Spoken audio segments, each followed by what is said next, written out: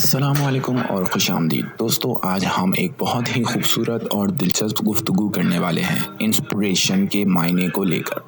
Inspiration ایک ایسی روشنی ہے جو ہمارے دل کو چھو جاتی ہے اور ہمیں ایک نیا نظریہ دینے میں مدد کرتی ہے۔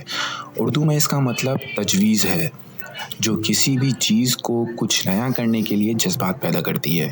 مثال کے طور پر دیکھیے، ایک عام شخص جسے اس کی زندگی میں کسی نے نئی راہ دکھائی، جیسے ایک چھوٹا بچہ جو اپنے استاد کی تجویز سے اپنے اندر چھپے ہنر کو پہچان لیتا ہے۔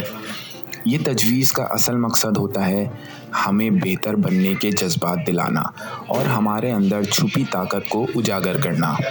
میری زندگی میں بھی کئی مرتبہ ایسے لمحے آئے ہیں جب کسی کی گفتگو، کوئی کتاب یا پھر کسی منظر نے مجھے نئی راہ دکھائی ہے، اور یہی ہے انسپریشن کا اصلی ذائقہ، نئی سوچ اور نئے ارادے پیدا کرنا۔